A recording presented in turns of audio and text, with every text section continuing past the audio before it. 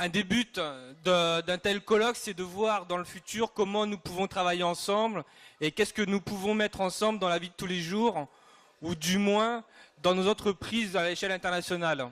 Donc nous avons invité plusieurs intervenants pour faire des interventions sur ce qui se passe dans leur pays et ce qu'il faudrait qu'on fasse pour les aider. Nous, au Maroc, les syndicats, ils sont régis par la législation des associations. Ça veut dire, pour créer un syndicat dans une société, telle ou telle, on est obligé de créer une forme d'association. Ça veut dire qu'on a besoin d'un bureau, qu'on a besoin d'un nombre impair de personnes, et on nomme par des élections un secrétaire général, un secrétaire adjoint, un trésorier adjoint et des conseillers. Donc cela se fasse dans une assemblée générale de constitution du bureau syndical. Dans la majorité des cas, on ne fait pas l'assemblée générale de constitution parce que vous imaginez que si on était en train de rassembler les gens pour une assemblée, toutes ces personnes-là, ils seront licenciés bien avant l'assemblée générale. Donc ce n'est pas la loi qui nous protège, c'est le nombre d'adhérents que nous avons. Donc normalement, pour être reconnu en tant que bureau syndical représentatif, on doit avoir 40% de l'ensemble des salariés qui soient adhérés au syndicat. Et ça, on le déclare aux autorités avec les noms, prénoms. Au meilleur des cas, quand nous sollicitons par exemple la justice pour un licenciement, le dommage et intérêt est en global entre 1000 et 2000 euros au maximum, 2500 euros. Et les grandes sociétés comme ça, ils peuvent se permettre 10 amendes par an de ce montant-là, qui fait partie de leur fonds de roulement. Et ça, c'est pour un délégué syndical, je vous dis. Donc, c'est le dommage et intérêt que peut toucher un délégué syndical. Donc, une société de taille de Webel, par exemple, elle peut se permettre 10 amendes comme ça par an facilement et licencier toutes les personnes qui ont un penchant syndical. À l'échelle internationale, ce dont nous avons besoin, c'est l'échange dont on parlait hier. C'est de pouvoir communiquer entre nous. Ce dont nous avons besoin en urgence au Maroc, c'est un référencement, par exemple, des maladies professionnelles. On revient aussi sur la santé, parce qu'aujourd'hui, on n'a pas la possibilité de prouver une maladie professionnelle. On a dans les centres d'appel où on travaille avec des casques 9 heures par jour. Vous imaginez qu'on peut avoir des problèmes aux oreilles et tout ça. Et aucun médecin, inspecteur de travail ne peut nous attester que c'est une maladie professionnelle parce que ça n'existe nulle part sur le référencement des maladies professionnelles. À partir du moment où les entreprises ont sans arrêt le nez sur leurs coûts et sur leurs bénéfices et sur les profits et sur les dividendes qu'elles distribuent aux actionnaires, ça veut dire qu'à un moment donné, dans un service de contact client, on peut décider de faire pression sur les salaires, de virer, de licencier du personnel, prendre une partie de la production qui était organisée de telle manière avec du contact client classique et de le délocaliser, de passer du service à des intérimaires ou de faire telle ou telle solution, quitte à en finir simplement pour faire du contact client par mail ou par SMS éventuellement, etc. Et toute la question de la solidarité, dans tout le secteur, dans toute la branche, entre les donneurs d'ordre, les entreprises de donneurs d'ordre et les entreprises sous-traitantes, les entreprises qui sont dans tel pays ou dans tel autre, etc. C'est aussi la capacité qu'on peut avoir les uns et les autres à faire que on garde du travail tous et toutes dans ce domaine-là et qu'on le garde aux meilleures conditions. En Europe, du point de vue des libertés syndicales, du droit syndical, du droit à la négociation, il est en train de se passer des choses extrêmement graves. Et ce qu'on veut imposer, c'est des conditions très strictes et très encadrantes du point de vue de la négociation. C'est-à-dire que la négociation entre les entreprises et les salariés, c'est aussi des choses qui peuvent demain être complètement dépendantes du fait de savoir si les pays vont être capables de réduire leurs dettes, si on ne va pas faire des concessions salariales trop importantes, etc. Les révolutions qui se sont passées dans les pays arabes et qui continuent par ailleurs, puisque cette affaire-là est loin d'être terminée, c'est aussi des événements qui ont ouvert des possibilités en matière d'exigence de la part des salariés dans les pays où ces révolutions ont eu lieu. Ces métiers qu'on pratique ici et là-bas, ils ont des points en commun et ils ont aussi des perspectives qui peuvent être des revendications à un moment donné alors peut-être pas commune, mais convergente, et qui fasse qu'il y ait une amélioration des conditions de vie ici, là-bas. Il y a tout un enjeu, je pense aussi, à essayer, par la solidarité et par l'entraide entre les délégations et les gens qui se connaissent de différents pays, etc., à faire que on fasse respecter réellement du droit à négociation, qu'on fasse connaître réellement les contenus des négociations et que la liberté syndicale, ça soit aussi la liberté syndicale telle que nous tous, on peut la concevoir et pas simplement celle qui est autorisée dans tel ou tel endroit. Chez Saitel, on a commencé à négocier sur un comité d'entreprise européen. Chez nous, on appelle ça un conseil d'entreprise, la petite différence entre nos pays, mais bon, c'est la même chose. Dans l'année 2000, et ça a duré 10 ans, en fait, avant qu'on a pu obtenir ce comité. À cette manière-là, j'ai pu faire connaissance avec mes collègues en Espagne, en Bulgarie, Pologne, Italie, Hollande, Danemark et naturellement la France. Je crois qu'on peut peser justement sur les débats à ce moment-là.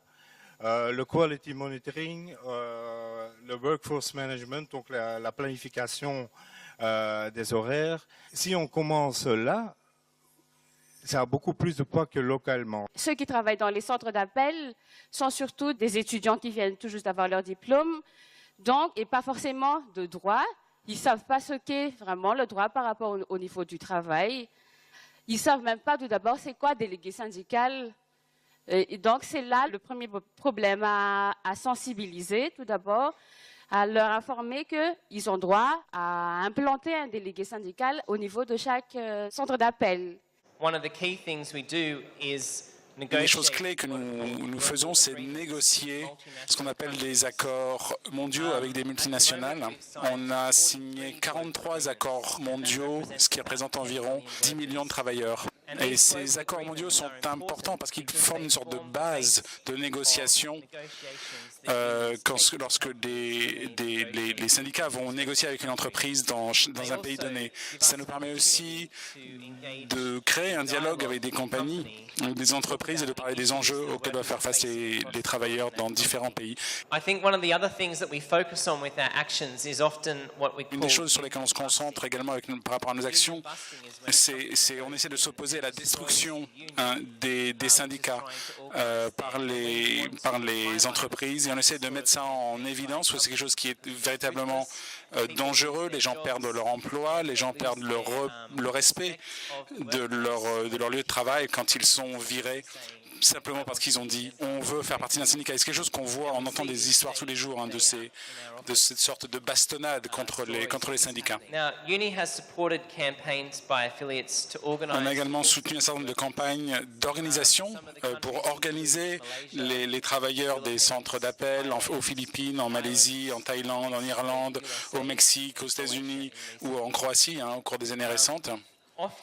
Les problèmes que nous faisons face souvent par rapport aux entreprises que nous ciblons, souvent ce sont des entreprises multinationales européennes et la raison pour laquelle on cible les entreprises européennes, c'est que le droit du travail européen est plutôt très bon par rapport à de nombreux autres pays. On utilise ça pour faire pression, pour utiliser ça comme levier par rapport aux entreprises en disant pourquoi est-ce que vous ne traitez pas les travailleurs en dehors de l'Europe comme vous travaillez les travailleurs en Europe. Il arrive donc que des entreprises fassent une chose avec leurs employés ou par rapport à leurs employés en Europe et traitent leurs employés en Afrique ou en Madagascar de façon totalement différente. Donc le droit de s'organiser est proscrit et tout travailleur qui en prend l'initiative est sanctionné. L'accès à ces centres est strictement interdit aux syndicats. Dans ces conditions, aucun salarié n'osera se prononcer sur les conditions de ces travailleurs. Je pense qu'il est urgent d'aider l'ensemble de ces travailleurs-là à s'organiser, les travailleurs des centres d'appel à s'organiser en syndicat peut-être, pour leur donner un cadre d'expression, et bon, éventuellement leur permettre de mieux communiquer entre eux, parce que bon, le réseau nous y aidera beaucoup. C'est partout les mêmes problèmes, donc il est urgent, je pense, de trouver des solutions communes à ces problèmes. bon, peut-être fédérer nos forces et puis bon, faire des actions communes. Decimos que la posibilidad de mejora. Nous, on dit que la possibilité d'améliorer les conditions de travail des téléopérateurs est complètement relationnée, associée avec la possibilité d'exercer la liberté syndicale. S'il n'y a pas de possibilité d'organisation et de représentation des travailleurs, des employés, il est très difficile d'améliorer les conditions de travail. En Argentine, il y a eu un progrès. Il y a des lois qui ont été prononcées, produits de la lutte de nos camarades. Mais il est très difficile d'obtenir ces lois, puisqu'à l'intérieur des centrales, il est très difficile d'organiser les employés. Nous avons une organisation syndicale en Cordoba qui est spécialement pour les employés de call center, et avec eux, on essaye d'organiser à Buenos Aires. Ici, c'est déjà un groupement d'employés qui essayent de créer le même syndicat des call centers qui existe déjà à Cordoba pour pouvoir exercer la liberté et la démocratie syndicale. Dans notre pays, c'est assez restreinte par la loi. Au Maroc, j'ai créé le premier syndicat des centres d'appel en 2009. Donc on a créé le syndicat, j'ai dû passer 6 mois sans salaire. Puis après, on a déclaré une grève parce qu'on ne voulait pas mener un dialogue social avec nous. Normalement, on va passer à l'acte, on a déclaré une grève. Après cette déclaration de grève, on leur a laissé, on est bien en matière de dialogue, donc on a laissé un préavis de 15 jours avant la grève. Donc eux, ils ont envoyé une correspondance au consulat général de France, au Maroc, pour dire on ferme nos sites de production à Fès, 1500 postes d'emploi, pour aller en Algérie. Ben, vous imaginez que je suis devenu le Ben Laden du Maroc, parce que je fais perdre à une ville 1500 postes d'emploi, en plus ça ne va pas ailleurs qu'en Algérie. Donc à partir de là, on a commencé à être fliqués, à être contrôlés, on nous a fabriqué des dossiers bien sûr, il y a eu les menaces et tout, mais on a pu, grâce à l'aide de la CGT, que je remercie bien aussi, mettre sur pied ce syndicat, ce bureau syndical. Parce qu'ils nous ont soutenus. Il y a eu un arrêt de production sur le site Webhelp Caen, fait par la CGT pour nous soutenir. Et c'est là où on a pu commencer un dialogue social. Après, j'ai pu bénéficier d'un détachement syndical, puis créer un centre d'appel de 50 positions. Et comme par hasard, l'inspecteur du travail n'est présent que dans notre centre d'appel qui est géré par le syndicat. Notre centre d'appel, je vous ai expliqué hier que c'est juste un argument commercial pour pouvoir garantir des postes d'emploi aux gens licenciés pour des raisons syndicales. Louis-Marie Barnier, je suis syndicaliste, je suis aussi membre de la Fondation Copernic. C'est à ce titre-là que je voudrais juste vous apporter, vous informer d'un essai qu'on est en train de faire en France, de monter un observatoire de la répression syndicale. Donc c'était il y a 2 ans, suite à la grève d'EDF, où il y avait une répression très très forte, et des syndicalistes, y compris donc des syndicalistes qui ont commencé une grève de la faim pour défendre leurs collègues. Et à ce moment-là, on s'est aperçu qu'en France, d'abord, on n'avait aucun outil par rapport à la répression syndicale, c'est-à-dire qu'ici, on est entre nous, donc on se connaît, on connaît ces situations. Mais dès qu'on sort en fait du domaine syndical, du domaine des entreprises, on est confronté en fait à une très grande ignorance de la population là-dessus, et une très grande ignorance, et en plus on n'a donc aucun outil pour pouvoir agir et pour pouvoir porter cette question dans le domaine public. Et donc on a commencé à monter, d'abord à publier une petite note de la Fondation Copernic, que je vous invite à lire, mais aussi on a donc commencé un travail de réseau avec les syndicats français, donc notamment Solidaire, CGT, FSU, CFTC, syndicat des avocats de France, syndicat de la magistrature, et puis d'autres encore j'espère, avec l'idée d'offrir un lieu où on puisse mettre en évidence ces situations et construire un outil pour mener des campagnes. Alors c'est vrai qu'on est encore dans un périmètre très franco-français. Je pense qu'en fait il y a beaucoup de réticence de la part des organisations syndicales dans ce genre de sujet. parce que notamment, ils se demandent à chaque fois, mais où est-ce qu'on va nous entraîner, qu'est-ce qu'on va nous demander de soutenir. Bon, il y a un peu des questions non dites dans ce genre de sujet. Donc j'espère que ce qu'on va réussir à monter ensemble permettra de lever un certain nombre d'obstacles et qu'on puisse du coup beaucoup plus facilement s'ouvrir, y compris à d'autres expériences au niveau international, telles que vous êtes en train de le faire. Au sujet de la manière dont nous pouvons agir aujourd'hui dans le cadre de la mondialisation qu'on subit, on a affaire à une attaque qui est centralisée avec des décisions qui se prennent pour l'ensemble du monde, que ce soit au niveau des institutions internationales ou que ce soit au niveau des directions des groupes internationaux qui dominent la planète. Et on a malheureusement dans le syndicalisme une tradition avant tout nationale, c'est-à-dire que chacun intervient dans son pays, voire simplement dans son entreprise. Et ça, c'est évidemment quelque chose qui ne peut plus continuer. Parce que si eux, ils attaquent de manière centralisée, nous, il faut aussi qu'on arrive à se coordonner. Bon, c'est un vrai défi, c'est compliqué. Il y a les problèmes de barrières linguistiques, de différences culturelles, etc. Mais il faut absolument arriver à avancer sur cette affaire-là. Bon, donc, face à la transformation des compagnies dans lesquelles on travaille en multinationales, il faut que nous aussi, on arrive enfin à mondialiser le syndicalisme. Bon, et alors, paradoxalement, le fait qu'il y ait des multinationales, chose que nous combattons, peut nous faciliter la tâche. Parce que dans l'ensemble des pays du monde, en fait, on a affaire aux mêmes choses. C'est-à-dire que si vous alliez, bon, moi je suis originaire de France Télécom, si vous allez dans n'importe quel pays où France Télécom est impliqué, est implanté, eh bien, le discours qui est tenu par le patron et les méthodes de management et leur politique commerciale de personnel, etc., c'est exactement la même chose. Alors c'est décliné d'une manière différente, il y a des différences de calendrier, etc. Mais en final, c'est la même chose. Et ils viennent prendre leurs ordres à Paris. Même face à des multinationales qui paraissent très puissantes, en fait, en s'entendant, en agissant, en faisant un peu comme eux, mais eux, ils le font par en haut, nous, en le faisant par en bas, on peut finir par avoir satisfaction. Il y a eu des liens durables qui se sont créés sur un pied d'égalité avec nos camarades sénégalais. Donc on s'est invités mutuellement, on a discuté, on a compris, on n'avait pas toujours les mêmes opinions sur une série de sujets, on a essayé de comprendre leurs problématiques, ils ont essayé de comprendre la nôtre, et puis même quand on n'était pas d'accord sur certains points, on cherchait à savoir sur quoi on pouvait agir ensemble.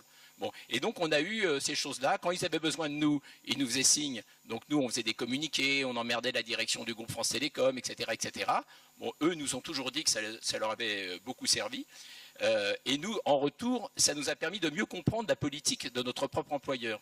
Parce que ce qui se passe, c'est que ce qu'ils expérimentaient parfois au Sénégal, c'était quelque chose qu'ils faisaient après en France.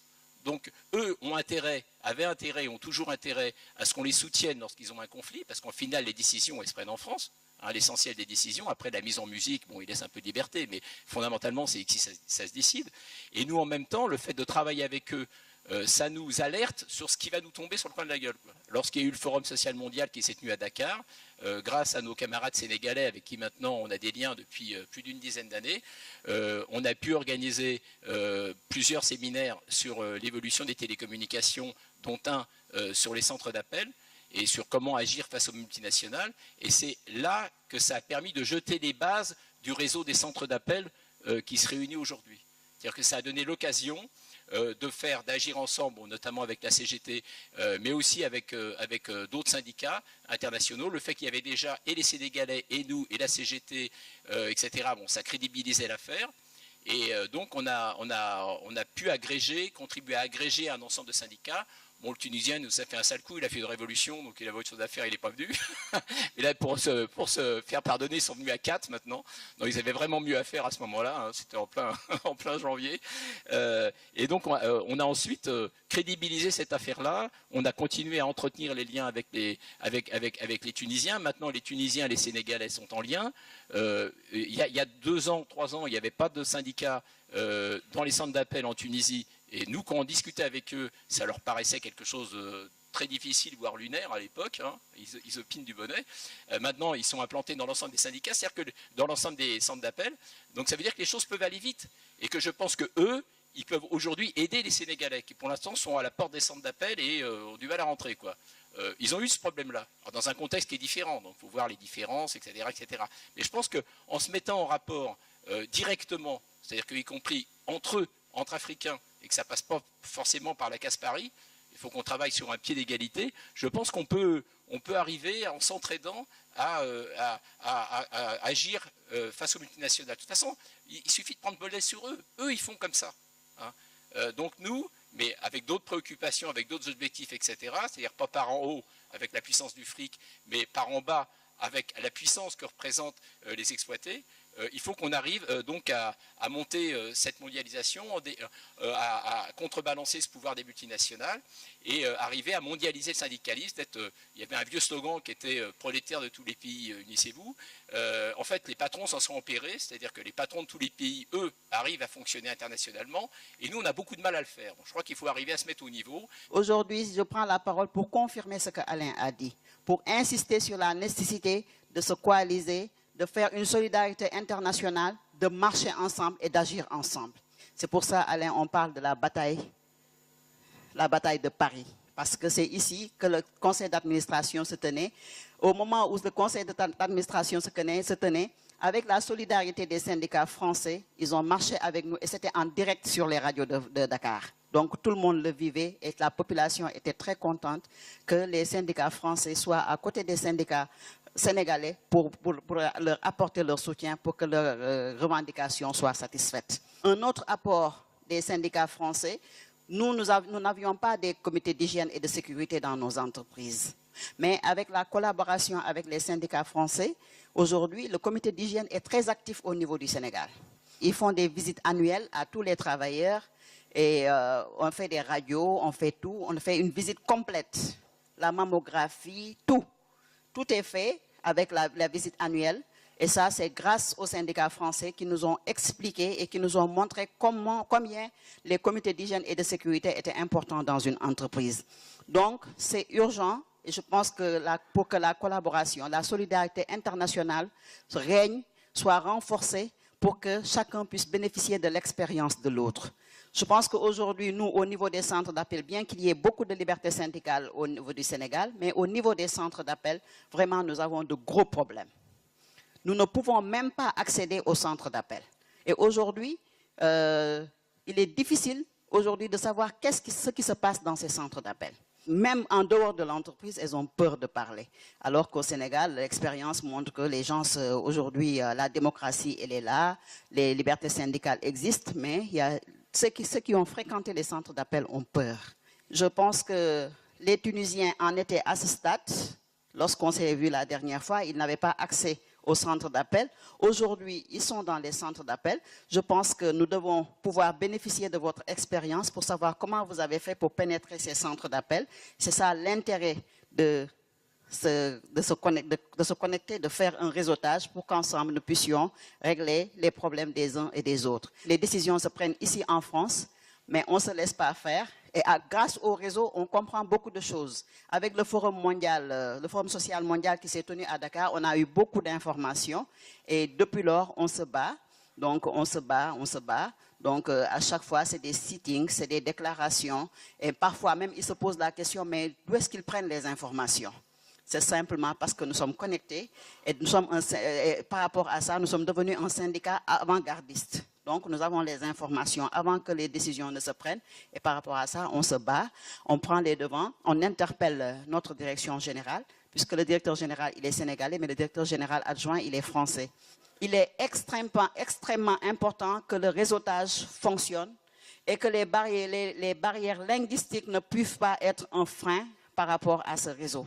Que solidairement, ceux qui parlent anglais, français puissent faire des traductions en ligne, que nous puissions nous connecter, que nous puissions nous échanger entre nous via Skype, via d'autres moyens de communication pour qu'ensemble nous agissions pour réussir. En Tunisie, nous avons de la liberté syndicale. Oui, ça c'est vrai. Ça c'est un fait.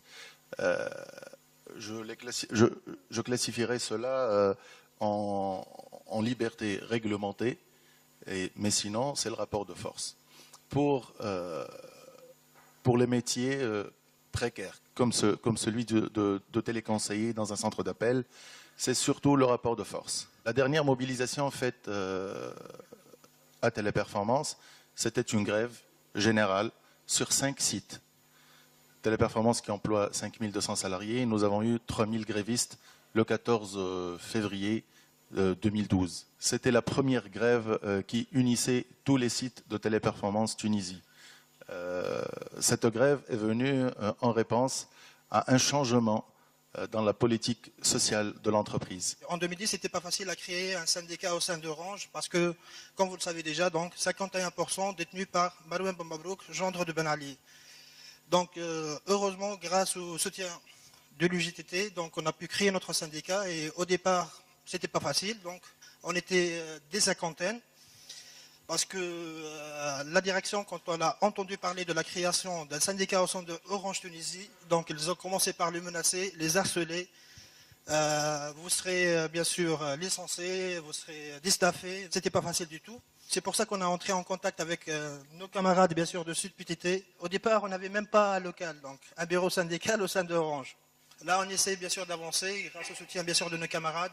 Parce que l'information, ce n'est pas accessible chez Orange Tunisie. On n'a aucune information, donc c'est pour ça qu'il faut toujours passer par Verveine et Frédéric pour avoir l'accès, bien sûr, aux informations. Nous, on n'est pas une organisation syndicale, on est une association de militants, mais on essaie de travailler sur la coordination des différents acteurs qui sont en conflit avec une même entreprise. Donc principalement des travailleurs dans les différentes filiales, dans les différents pays d'un même groupe. Au Maroc, on a une collègue sur place qui travaille là-bas. La pression syndicale et vraiment les conditions de l'organisation syndicale au Maroc est très difficile. Donc c'est principalement du soutien à la mobilisation des travailleurs, à l'organisation syndicale, avec un projet d'organiser l'ensemble des centres d'appel sur Casablanca d'abord, puis sur l'ensemble du Maroc. On sait que l'organisation d'action est particulièrement difficile. C'est pour ça que nous, on se positionne vraiment là-dessus. Mettre la pression, et le seul moyen, c'est d'organiser de l'action. Et le seul moyen d'être fort, c'est d'organiser de l'action collective tous ensemble, de se réunir, mais étape par étape, et pied par pied. D'abord, très localement, il faut être sûr d'être organisé localement. Ensuite, régionalement, si c'est possible. Ensuite, au niveau international, pour la même entreprise, cibler les mêmes responsables. Puis, après, effectivement, par secteur, quand c'est possible. Moi, je voulais intervenir sur les salariés qui sont continuellement en souffrance. On voit différentes choses, mais ils ont aussi besoin de se confier par rapport aussi bien au mal-être dans l'entreprise ou quand ils rentrent chez eux, quoi. Donc en étant CHSCT, nous aussi on subit le stress, on peut les aider, mais on ne peut pas non plus leur apporter toutes les solutions. Et je pense qu'en discutant avec nos différents camarades sur Casablanca, Tunisie, mais aussi avec SFR, je veux dire les collègues qui travaillent sur SFR, en travaillant tous ensemble, on pourra aussi se battre, parce que dès qu'on fait un pas, on recule de 2 pas, quoi. Et cette force est vraiment importante pour aider aussi bien nos collègues salariés, aussi bien nos camarades, afin d'évoluer pour l'avenir, quoi. On a vécu l'expérience avec un certain employeur dernièrement. Ils ont créé un syndicat et il emploie 1400 personnes au Maroc, plus précisément sur Rabat. Le jour où on a créé le syndicat, il a licencié 3 membres du bureau syndical. Et le lendemain, il a envoyé une lettre aux autorités françaises présentes au Maroc pour dire que j'arrête l'activité. J'ai eu un siège social en Tunisie. Ça, je l'ai dit aux amis de Tunisie. J'ai un siège social en Tunisie et je vais embaucher 1400 personnes en Tunisie et je ferme ici. Nos collègues qui se sont syndiqués ont failli aller en prison parce que vous imaginez qu'ils vont faire perdre à la ville 1400 emplois. C'est pas évident. Il s'est avéré que le siège social où ils comptaient faire travailler 1400 personnes était de 60 mètres carrés. I had heartbreaking email from one of our members. J'ai reçu des emails déchirants d'un de mes adhérents qui disait qu'il fallait absolument aller voir ce qui se passait parce que les employeurs faisaient des choses absolument inadmissibles. Je me suis renseigné avant d'aller dans cette entreprise. Je me suis renseigné auprès de mes collègues et tout de suite j'ai eu une réponse avec beaucoup de points d'exclamation. Don't go there alone. If you go there, take your colleagues, your brother, your father, your husband. En me prévenant, en m'avertissant, il me disait si tu y vas, n'y va pas toute seule. Prends ton mari, emmène ton frère, emmène un ami, mais n'y va pas toute seule. Parce qu'elle avait déjà parlé à cet employeur 1 ou 2 années précédemment et l'employeur l'avait menacé de brûler sa maison, de tuer ses enfants, de la tuer, de tuer sa famille. Et on parle d'un employeur. Le patron patron d'une grosse entreprise aux Pays-Bas. Et je pense qu'on ne pourrait pas s'attendre forcément à ça par rapport aux Pays-Bas, parce que c'est un pays qui est dit développé. On aurait pu penser que dans un petit pays comme les Pays-Bas, on aurait pu éradiquer ce genre de choses, beaucoup mieux dans un pays en développement, mais c'est absolument pas le cas. Il faut vraiment que nous progressions, nous aussi, vers plus de liberté pour les syndicats. Merci.